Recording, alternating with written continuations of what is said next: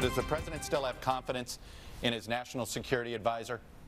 That's a question that I think you should ask the president. The question you should ask Reince, the chief of staff. I'm here today as a policy advisor, and my focus is on answering the policy questions that you have. General Flynn has served his country admirably. He's a 3-star general. He's head of the Defense Intelligence Agency, and I look forward to having more discussions about this in the future.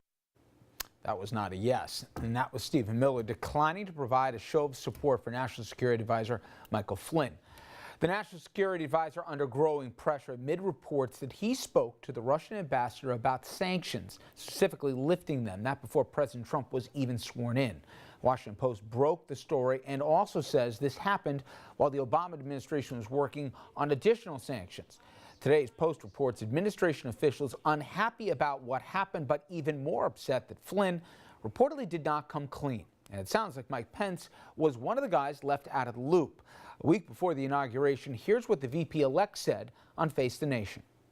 What I can confirm, having spoken to him about it, is that those conversations that happened to occur around the time that the United States took action to expel diplomats had nothing whatsoever to do with those sanctions. But that still leaves open the possibility that there might have been other conversations about the sanctions.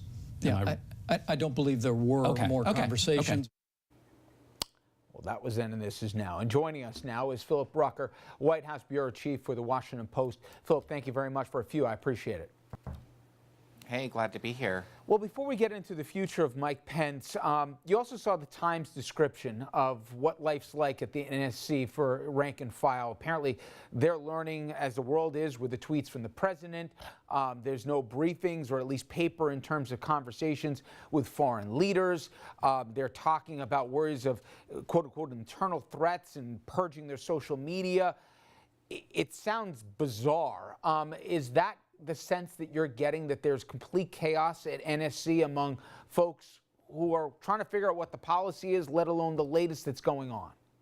I think that's right. And, you know, with any change in the administration, you're going to have some sort of tension.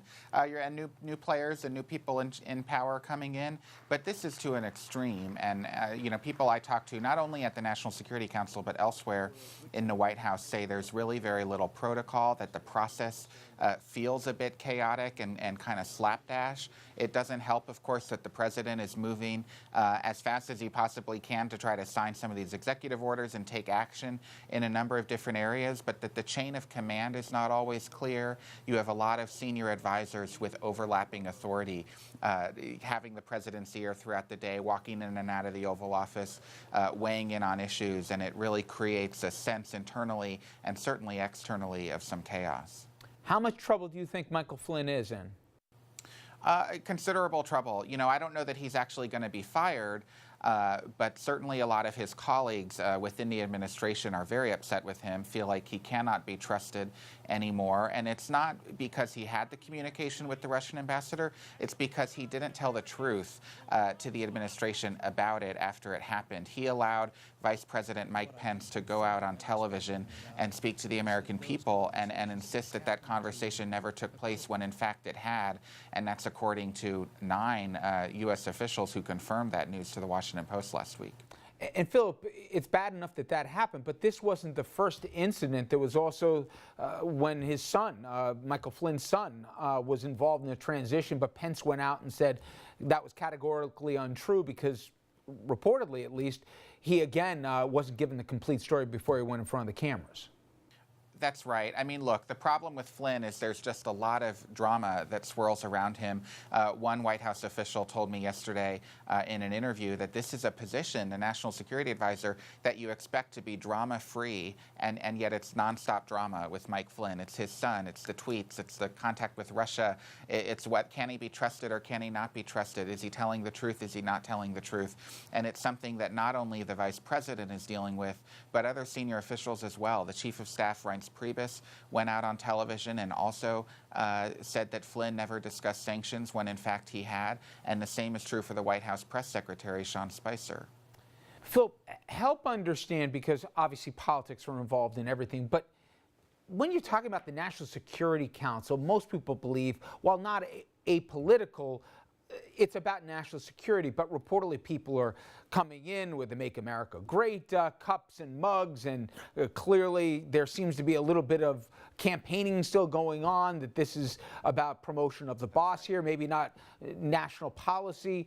And then you've got Steve Bannon apparently playing a prominent role here, including access. How worried are the people who've been around this, the Republican and Democratic administrations, that this is something they've never seen before?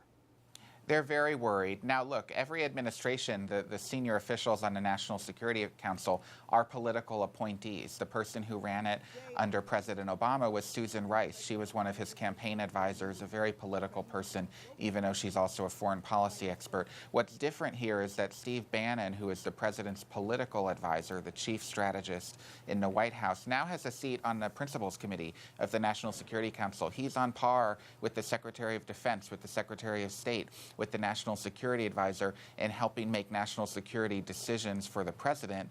And by all accounts, it seems that the kind of campaign politics is infiltrating the National Security Council.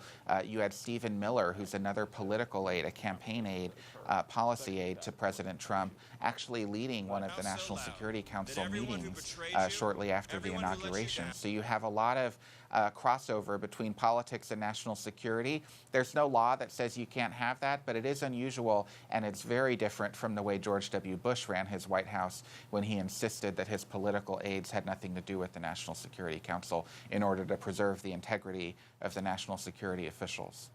And finally, Philip, it was obviously widely reported that this president has not, let's say, had the same attention to detail or curiosity on a lot of issues relating to foreign policy, let alone security briefings, et cetera. In your reporting, when asked on Friday what he thought about the whole imbroglio relating to Michael Flynn, he said he hadn't heard.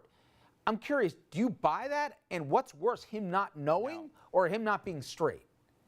I don't buy it, and here's why. It was a huge news story all day long. He got asked this question on Air Force One Friday afternoon at the end of the day, but the story actually broke Thursday night online at the Washington Post. It was on the front page of our newspaper Friday morning. We know that he reads our newspaper in print along with the New York Times and the New York Post, but even more importantly, it was a dominant story throughout the day on cable television, which the president tunes into regularly. It's simply not really believable that he both missed the story and also was not briefed about it, or that somebody on his staff didn't think to tell him in a morning meeting, hey, Mr. President, there's this big scandal brewing on your National Security Council. Look, I think he just said that on the plane as a way to excuse himself from the matter, to not have to give an answer, to not have to say whether he has confidence in General Flynn and feign ignorance. But clearly he's monitoring this story, and I know from my own reporting that over the weekend when he was at Mar-a-Lago, his estate in Florida, he was speaking regularly with his friends and other